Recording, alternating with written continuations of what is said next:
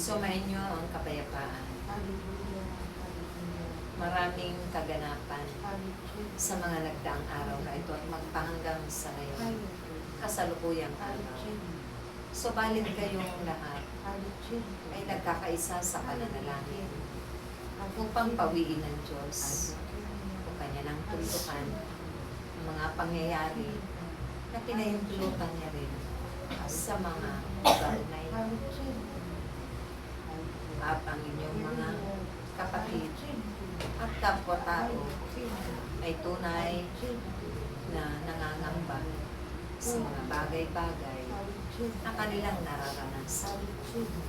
Subalit sa kabila ng lahat ng ito, marami pa rin nananalig, nagtitiwala at nananampalataya sa Diyos na kailanman hindi sila pababayaan ng Diyos. Dahil ang Diyos na kanilang tinatawag ay naroon lang sa kanilang mga buhay. Umaasa sila na kailanman hindi sila pababayaan. Kaya pinangahawakan nila ang pangako ng Diyos na sila ay kanilang kakanilang, ay kanyang kakanilang, kakalingahin hanggang sa wakas ng kanilang buhay. Kanilang pananampalataya ay matatag.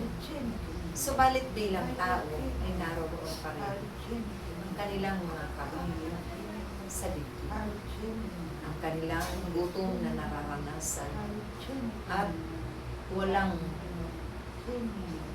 kapayapaan ang kanilang mga buhay. Walang mga bagay na dumarating na tulong.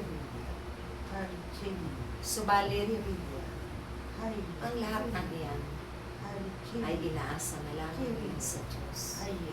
Sa pagtawag nila sa Diyos, minsan sila man ay pinanghihinaan ng loob.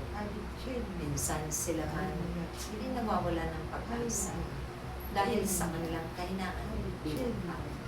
Subalit naririto kayo, aking anak, upang ipanalangin patuloy sila nang makatulong din sa kanilang mga hinihingi at kaligtasan, sa kanilang mga magagandang layunin para sa kaya sa hindi nila inaasahan na maranasan nila sa kanilang mga buhay yung mga bagay na magaganap at nagaganap. Tunay na nasa kabila ng mga pagtitiis nila, mayroon pa rin sila tibay at lakas ng loob upang harapin at tanggapin anuman ang naipakda ng Diyos sa mga panahon. Naway aking mga anak, kayo ay laging magkaisa. Ito ang aming ibinibilin sa inyo, ibinatagubilin namin. Ipinapaalala, kakamtin niyo ang aking mga mahalagang bunga. At lagi niyo itong bitbitin sa inyong pagkain upang maibahagi niyo lagi sa inyong mga kapwa-tao. Nang sila man ay biyayaan din ng Diyos ng mga pagpapala upang sila rin ay malumbay sa piling ng Diyos. Sa pamamagitan ng inyong komunidad na ito, ay makatutulong din doon sa mga lingkod ng templo ng Diyos. Ang kanyang itinakda ng mga nananalangin din. Kaya nawa magkaisa ang bawat mga itinalaga ng Diyos sa panahon ito upang ang mga kapayapaan na iyan, ang mga kaguluhan iyan ay pawiin ng Diyos at hindi na muli maranasan pa ang iba nilang kapwa sa kanilang lugar.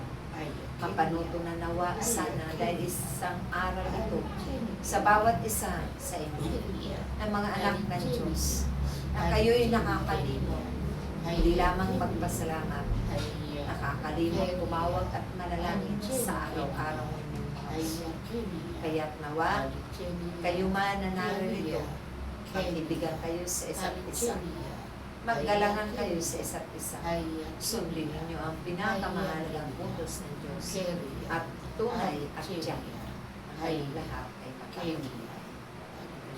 Praise God. Praise God.